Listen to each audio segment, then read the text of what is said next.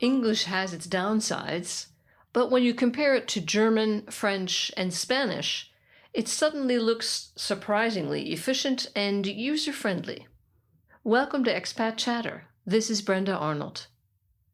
When English speakers try to learn German, they stumble across words that are for some mysterious reason masculine, feminine, and even neuter. Their teachers try to lull them into thinking that this early form of gendering makes sense by starting out with words that are indeed logically masculine or feminine. The word for woman, die Frau, is feminine, while the word for man, der Mann, is masculine. This instills short-lived confidence that the language makes sense. But no language makes sense. Faith in German language logic is quickly dashed with the introduction of other words whose genders are meaningless. English, on the other hand, is free from genders or declinations and is often shorter, more direct, and neutral. And for the sake of this article, let's please just ignore the madness buried in the tenses and spelling of English. To name just a few examples, a German cat is feminine, die Katze, while a dog, der Hund, is masculine. I can see how cats, with their inherent elegance, might fit a human female stereotype, while dogs, with their rough-and-tumble qualities, could be perceived as masculine. But this superficial logic breaks down when I reach the masculine fence, der Zaun, while wearing my cap, die Mütze, which is, feminine. Perhaps this is some kind of perverse grammatical power play, particularly when you consider the fact that the word for girl is neutral, das Mädchen. Clearly some dude came up with that one, most likely an early Christian linguist weighing in on early German grammar to try to keep girls chaste by denying them a gender, even in the language. All eyes on you, Martin Luther. German is not alone in being complicated. It extends to French, too. My first job in Germany was for the International Basketball Federation, FIBA. I was tasked with translating French into English. Years of high school and university French were soon embellished with sports vocabulary that I never dreamed I would need. Panier, faute, ballon, basket, foul, ball. But truly challenging was distilling the essence of what was often flowery French into brass tacks, no-nonsense English. We English speakers don't do flowery, certainly not in public, at least not since the passing of Shakespeare. The French, by contrast, push their language to the extremes of grandiloquence. Take the standard closing phrases in any formal French letter. Veuillez agréer chez Monsieur X l'assurance de mes salutations les meilleures. As in, please receive, dear Mr. X, the assurance of my best salutations. Uttering such a sentence in English will make people think you're a modern wandering minstrel who made a wrong turn on his way to the local poetry slam. And it would be the last business meeting you'd attend at that job. Such verbal ornamentation is also embedded in everyday spoken French. The equivalent of the famous British "Mind the Gap" announcement on the London Tube stretches out interminably on French trains. Prenez garde à l'intervalle entre le marchepied et le quai. This means pay attention to the interval between the step and the platform.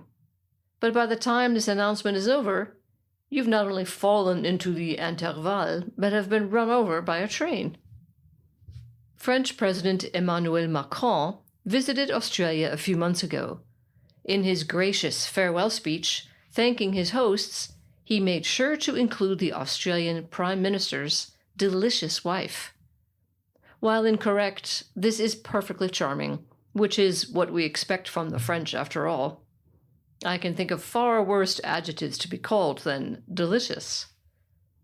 Italian also tends to be bombastic. This is deliciously illustrated in a scene from the movie Tea with Mussolini, when an Italian businessman dictates a letter to his British secretary. She isn't taking dictation, though, because what he's saying is an Italian version of English, unintelligible unless you also speak Italian. So instead, she transcribes what he's saying into actual English while simultaneously typing it.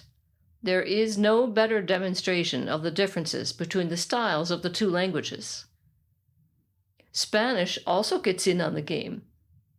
I once interpreted Spanish into German for someone who was buying property in Spain. The Spaniard spoke in quick bursts of densely packed language, stopping occasionally only for breath.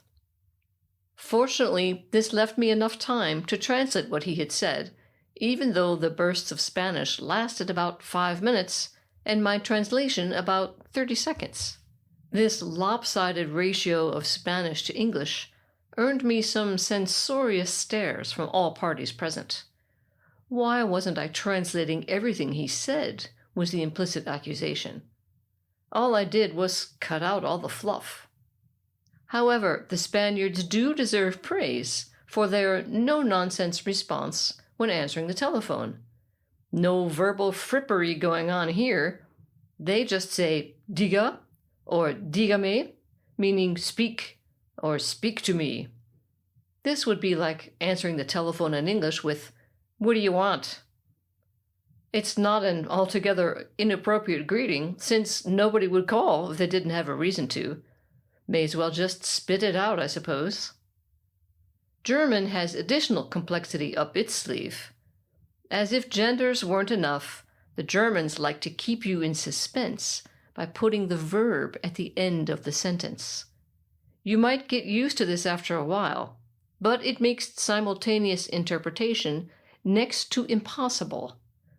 When faced with interpreting German into another language, the interpreter is forced to guess what the speaker is going to say, since the target language requires a verb in the middle of the sentence, not at the end. War sauer, weil sie den ganzen Kuchen, der für die Geburtstagsfeier gebacken wurde, gegessen hatte. The correct translation is, he was angry because she ate the entire cake that had been baked for the birthday party. Except the German word order goes like this. He was angry because she, the whole cake that had been baked for the birthday party, ate. Interpreters deal with this by guessing what the verb must be, and then quickly revising the sentence once the German finally gets around to uttering it at the end of the sentence. You can practically hear the translator sweating in live televised speeches. Mark Twain expressed it best. Learning German, he bemoaned the language's unusual syntax. He claimed to have lost the last page of a book, thus never finding out what happened. Why? All the verbs were on that last page. Thanks for listening, and see you next time.